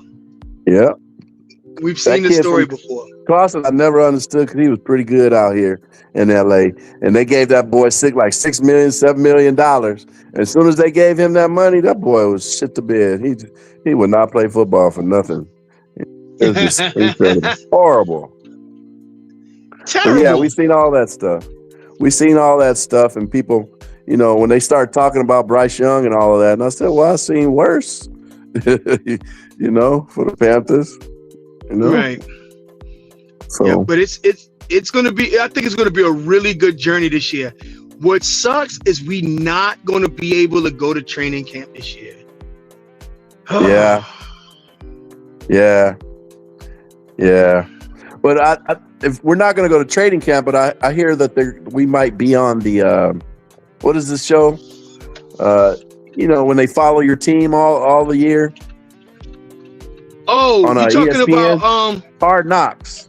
Hard Knocks. Oh, we might be the Hard Knocks team. Yeah, it's like between the 5 of us now, I think. Yeah. I saw that. Oh, okay. Just recently again. So, it hasn't happened yet, but it is in discussion. Real quick, I'll tell you what else did I hear today. There's news I hear about Carolina. Man, did you hear about Andy Dalton is being sought after by several teams as a backup? Yes. And I had to investigate that because I just didn't, for the life of me, I couldn't understand it. Hey, some teams are looking for somebody that's a veteran. A bridge quarterback. That's a savvy veteran. So think about it. If you're the Tennessee Titans and you want somebody to be behind your quarterback and coach him, be that additional coach in the team room, in the meeting room, and all of that, you'll pay for that. And I think Andy. Who's our boy that just won the Super Bowl? Oh, Sam Darnold, Sammy D. I think Sam Darnold and Baker Mayfield put a little bit of shine on that. I think other teams say, "Hey, man, these other 2 quarterbacks did really well for them other teams. Let's get Sam Darnold for the low, and he could be that bridge quarterback. He'll probably do good, even though he didn't do good for the Panthers last year. He'll probably come over here and shine with us." Right. Hey, we got our QB. Yeah, we're gonna need a backup though. I would say there's plenty of eligible backups on the back half of the draft. Yeah, and even guys that you could pick up in free, even guys you could pick up in free agency. Yeah. Anybody that you're thinking of for free agency? Besides the Malik, that's the only one. We're not paying $35 million for him. He's going to be at least $35 or $40 million. What about Kirk Cousins? No, hell no. Well, they releasing him. He ain't going back over there. He's up. Well, yeah, they releasing him. Yeah. The Falcons got their own set of problems right now, man. They do. Staying out of the day off the 5 o'clock news with their youngsters. Hey, you know, they as soon as that shit happened, I went straight I made a breaking news on that. I went straight to their podcast to listen to these dudes. And they was talking about I did too. Hey, they say they cursed. They cursed. Yeah, Avian, whatever that dude's name is. Avian, he was like, yeah, Avon. Yeah, he was like, well, you know, I ain't think that would happen, but you know, Panther fans was tagging me and shit. But they always do that when they hating ass. I ain't know what happened, and then I found out what happened, man. He's like, God damn it. Yeah, you follow Avon? I've been following Avon for years. Yeah, me too. It is crazy ass. Yeah, he's funny. We used to make videos about each other back in the day. Yeah, boy, them good boy. They just love Baby Bryce. You know, it don't matter. They keep talking about they got this star lineup. If they add another, you know, they look what they're doing to they're actually looking pathetic right now. Look what they did to Kyle Pitts. They franchise tagged them. They franchise tagged. Don't even got a quarterback, and y'all gonna franchise that man. Hey, I'll tell you right now. You know, I was on the Kyle Pitts to Carolina train. Yeah, me too, buddy. I was like, as soon as free agency open, go ahead and put a package up about $14 to $16 million. Get Kyle Pitts. It was like the Falcons was like, hell no. I might. They was like, I might not. He my girlfriend. I might not want him full time, but I want him for now. Yeah, there's some free agents out there. There's some other free agents out there. Some wide receivers. What about Dobbs or somebody like him? If we can't get yeah, I like the fact of getting more talent in the wide receiver room. I do like it, and especially veteran presence.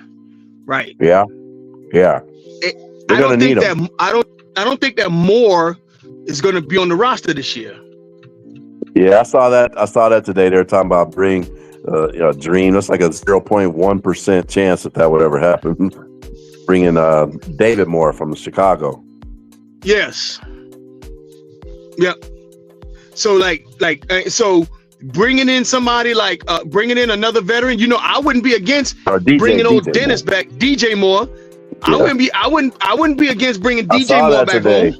I saw a little podcast or something like that. Somebody was trying to pump that out there. They would have to pay him some money, man. They could just assume the current contract. I don't know what it is. I think his current contract is not super heavy, but you know, that's a nicety. We're gonna have to pay. That would put us in a big lopsided cap space, because the Tetaroa is gonna need to get paid. Jalen Coker, you know, and then you would need. So I'm just saying, you know, everything is after Devin Lloyd, in my opinion. Yeah, I feel you. It's Devin Lloyd, and then everybody else after that. And what that says about you, Will, is that you feel like Devin Lloyd we got enough pieces to go ahead and do something with the pieces that we got right now. Yes. Okay. I feel that way. Mm-hmm. I absolutely. That Devin Lloyd is a very big piece. He's a big piece, but that says the strength that you have in your team, in your Carolina Panther team, that you feel you'll take Devin Lloyd and get whoever else we can get. So you really feel strong on that one. You standing on business with Devin Lloyd. I'm married to him, dog. We in a relationship. He don't even know it yet. I got you. A little an intangible. What's her name? Will Smith's wife. They was in an entanglement. It was in an entanglement. Yeah. That's what she called. Like Jada Pinkett and Will Smith. Right to his face said, "I'm in entanglement," and he was supposed to take that and say nothing. That boy says, "Shit." He meant, "Oh, you meant you was fucking somebody else." Hey, I'll tell you right now. So I'll tell you. Not to deviate off from Panther talk, but here's the other thing I would tell you about that. No problem. If that was Will Smith sleeping with one of his daughters, one of their daughters, friends, he would be the worst thing since Jesus. He would be drag him through the mud. He wouldn't matter if Jesus came down. It wouldn't matter if Jesus came down here and said, "I personally forgive this man." It wouldn't have mattered. Yep, absolutely. They would have tore his ass up forever. But since it's a woman, they would have probably put him in the Epstein files. They'd have put Will Smith in the Epstein files somehow. For real. He would have been in the Epstein file for real. They would have called it the Will Smith file. They would have called it the Will Smith files. Yeah, but somehow somehow Jada was able to pull that off, and people thinking that it's cool, and she got out of that one. I don't know how she did it. Our marketing team did it. How's that? I was telling my wife about it, right? And my wife was like, "Well, you know what? I ain't think about it, but you damn." You're breaking up. Your phone is breaking up, Will. Your phone broke up. Hold on. Yeah. Oh, okay. Can you hear me better now? Yeah, I can hear you about the same. You were just breaking up before when you were telling the story. What happened is the hotel Bluetooth. I mean the hotel wireless picked up. So walking into the hotel. Got you. But yes. Yeah. So what I was saying is my wife was like, "Oh," when I explained to her about Jada Pinkett and Will Smith and the double standard, and she was like, "You know what? You damn right. You right, man." She said, "I ain't never thought about it." But I said, "Yeah, because I really believe that, women get a pass when it comes to things like that. Men can never get a pass. Not on something like that." Yeah. Yeah. Yeah, I don't get it, man, but she did it. She did it. Yeah. That thing about Andy Dalton, that's what I saw today. I saw some other stuff in regards, we were talking about money as opposed to Panther money versus David Tepper. But that David Tepper, man, I've been reading about this cat, how rich he is. They say he's so rich, he gets $101 per second. Yeah. So last year in 2025, he made $6,000 per hour or something like that. He made enough money. $3.2 billion or something. And he paid $2.6 billion for the Panthers. So for whatever he paid for the Panthers, he made that back this year, plus 40% overhead by just this year. And he got the soccer team. Who I worked. I worked on the Charlotte soccer team last Saturday. Oh yeah. Yeah. I still freelance in the business on the technical side. The broadcasting team. Yeah. But and so his name came up. And I was looking in there. I was like, man, this dude, he's the 41st richest person in out there in the world. Yeah. Mm-hmm. I was like, man. So when I look at somebody like that who's got all that money now, he can't bring that money involved into with the Panthers and buy, like in baseball, buy an Ohtani, for every player. But what I do expect, Will, from somebody like David Tepper, I want all the best stuff for the players. They better have top-notch facilities, all the tools, that facility that they work at, and all the stuff that they go through, and the catering and the masseuse and all the stuff behind the scenes that we don't see. They should have that. You know, Well, you know when you look at and the I'd be curious to grades, see what's that. when you look at the grades that they'll do the NFL grades, Uh-huh. they normally have him. You know, they have the Panthers rated A's and B's on all the stuff like that. Okay, just like they do with restaurants or whatever, or facilities, Right, hotels and right. whatnot. Hmm. Restaurant, facility, game day, locker room, weight room, Yeah, yeah. nutritional staff, Hmm. all that stuff. Like a better business bureau.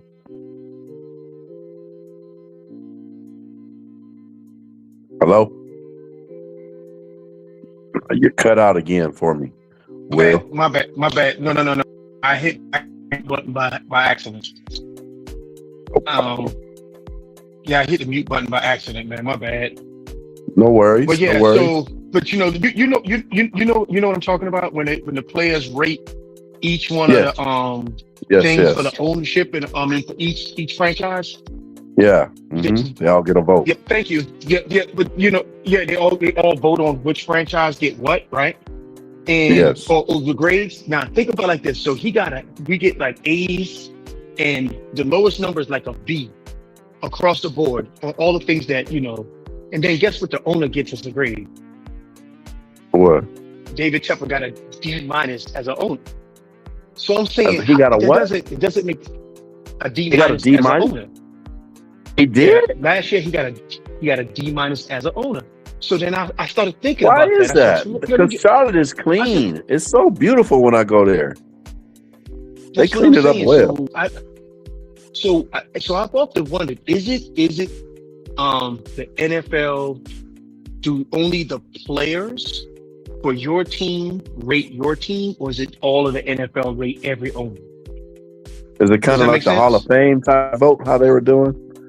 I don't know, but I was thinking about it because nutritionist staff he got like a B or an A. Weight room staff they got like a B or an Okay. A. Facilities Well- they got like a B or an A. All those other. As so a you get what I'm fan, saying? I don't see that grade because I'm judging it on what I see once I get out of the airplane in Charlotte, Mhm. and then I go in my hotel and I go around the city and I'm eating at restaurants and enjoying Charlotte. I see them on the upgrade. They remind me of an old school Los Angeles downtown when it was well put together. It was a good time here in Los Angeles, when I was a Right. youngster. I see Charlotte as like that because of the people, and it's super clean. Well, So, yeah, and I then the like experience that I have, so I don't get it. But with that said, I want to see those grades definitely go up. I want to see those trend upwards. He's making all this So money, so so what I'm saying is all the things that he spent money on, all Mhm. the things that you can spend money on, he got an A or a B on. You see nah. what I'm saying? So like, okay, He has nutrition, concerts and everything at that place at Bank of America. He has concerts. Beyonce was there. Yeah, so I don't really think that the players care about that. But Okay. what I'm saying is, so like when they go to the training table to get food, they rated Right. that a B plus or an A. So that means Oh, that he's okay. spending money on quality food. When they say, Yeah. how are your facilities, your locker room, your training, Yeah. your all this other stuff? They Mhm, gave that like gotcha. a B or an A. What do you think about your weight your weight training staff? They gave that an A. What do you think about the weight room? They gave that like a B plus. So And I wonder how what they that take tells- grades on that. and what that's it what I'm consists saying. of. But then the owner gets a D. So Wow. and I'm saying to myself, is it because of the bad press he's gotten and all that other stuff, and they think it's a distraction? I don't know the answer to it at all. Well, I guess What what I'm bad saying press is, are you speaking of? Are you talking about him throwing water on fans or him being? yeah. They're trying to tie him to the. That's They're the trying only to thing I tie him can- to Epstein files as well. Yep. You know he about tries that? to. No, I haven't heard that. No. Oh yeah, look. When we get off of this call, go and look that up. Yeah, but Okay. they've never had any emails from him that Epstein's trying to talk to him and whatnot because Tepper was on the up and coming, making all that money. Mhm. So they Right. were trying to do business with him, and reaching out to Right. him, trying to invite him, but there was no emails of him responding. Right. And so Yeah. I just, as you think about that, and and then they just put together they just gave the timeline for the stadium upgrade. They gave the timeline for the stadium upgrades. Yeah, I So- can't wait to see that, man.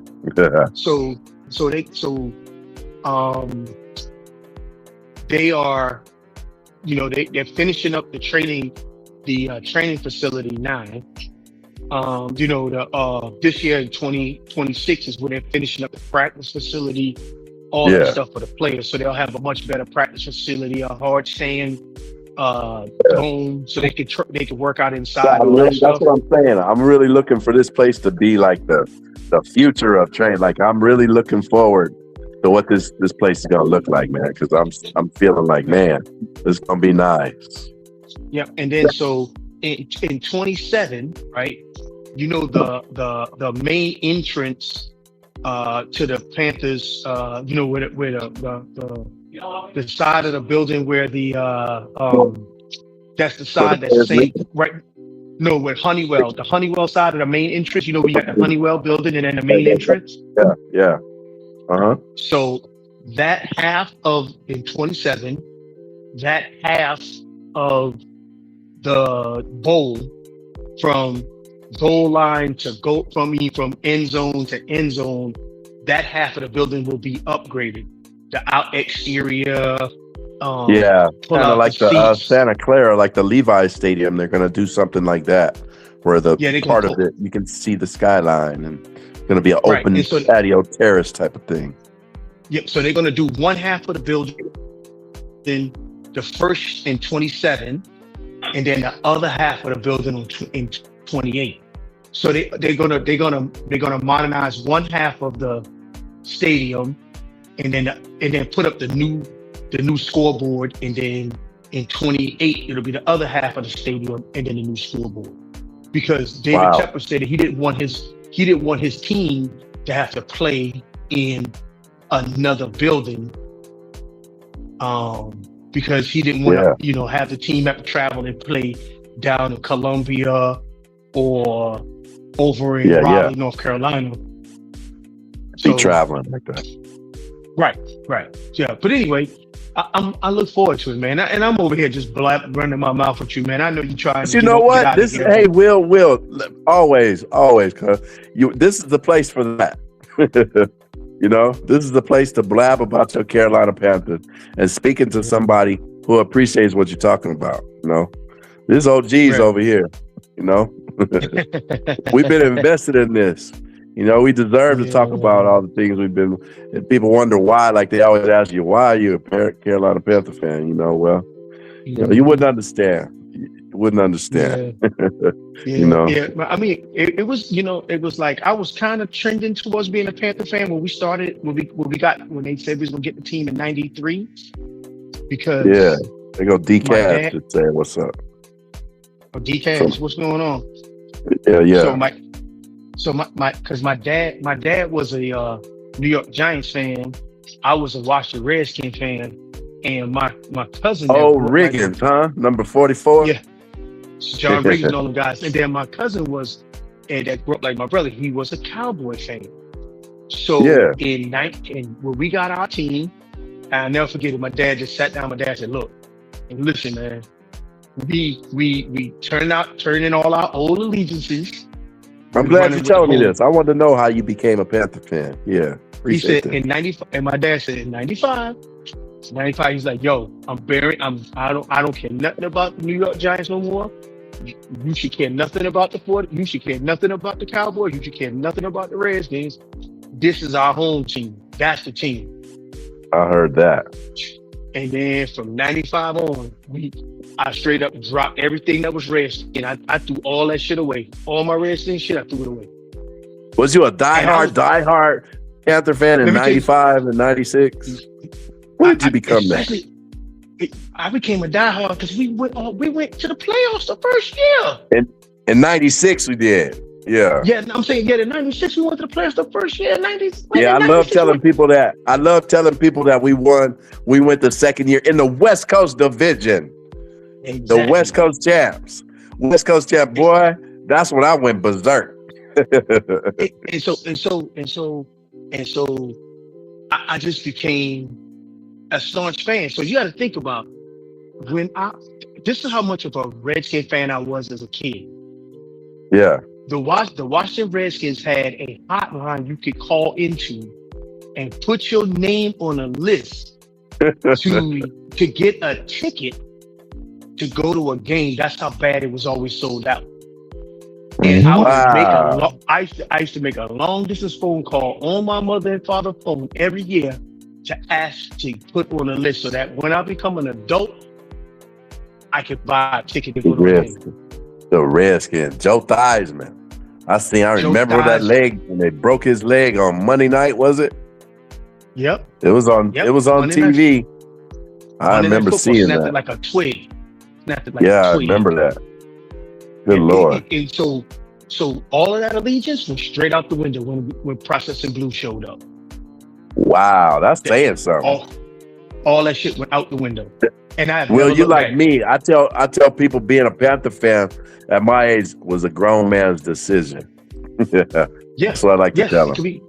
Because I was maybe 20 at the time, 21. Grown man's decision. No, I was 24. I was 4 years old. 23. Nice. 23. I was 23 years old when I moved. So when people said, "Oh man, when I was growing up, there wasn't no Panthers." Man, so same as me, motherfucker. That don't make no difference.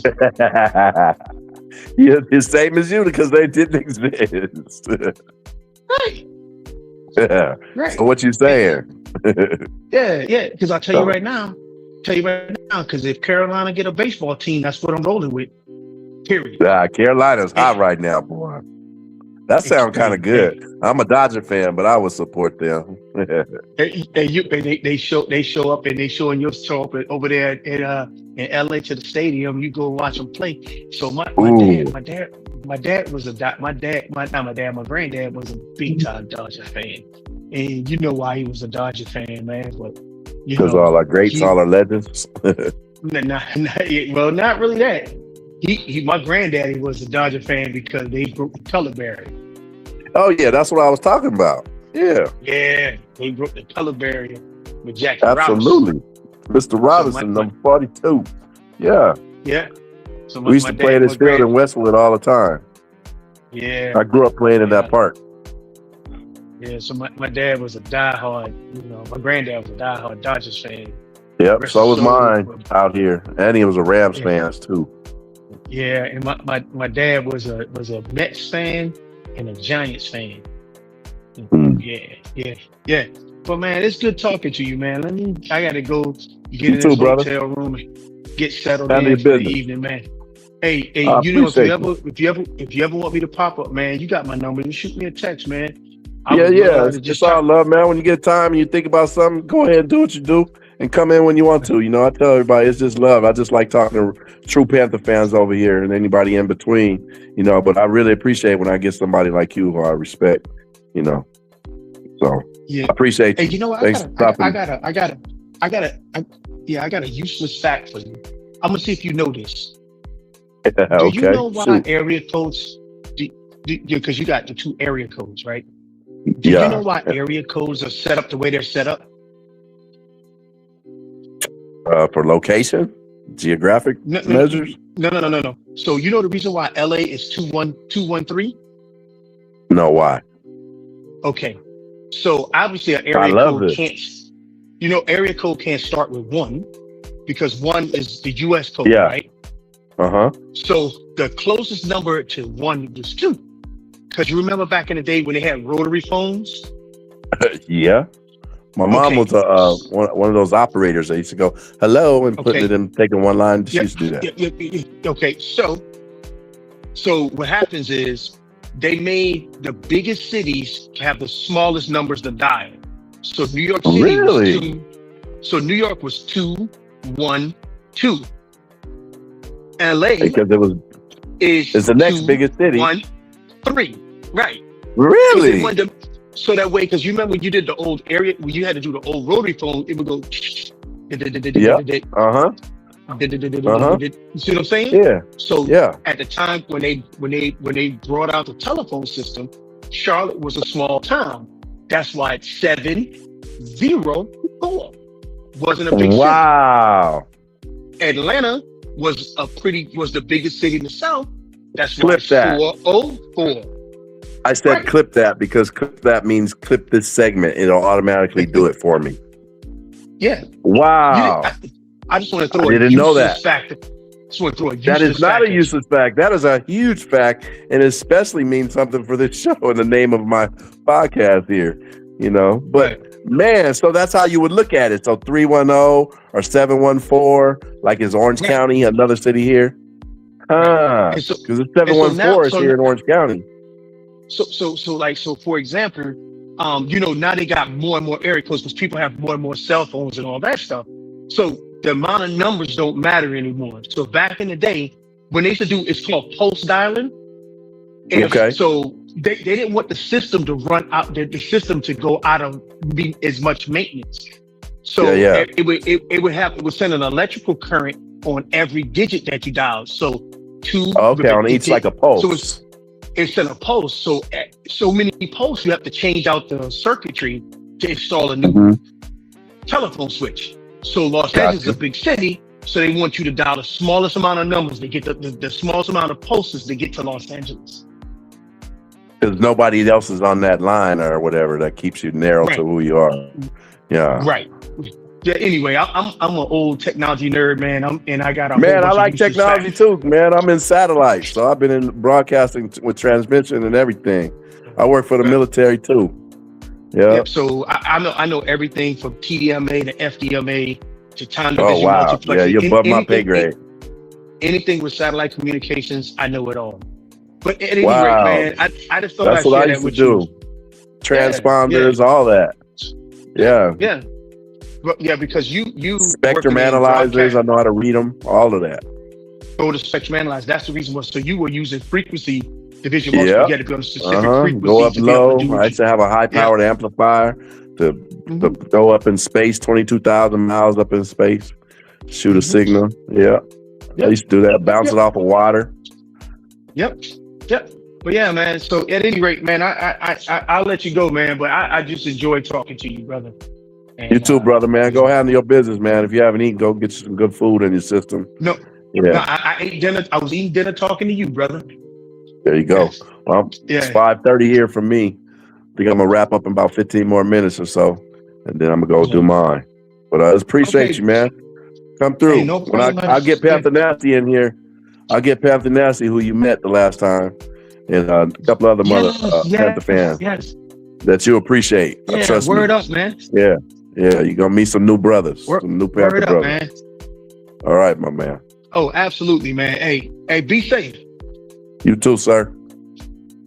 One love. All right.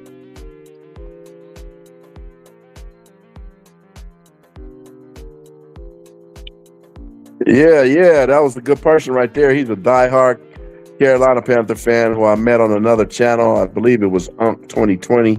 But Will says he remembered me from a while ago.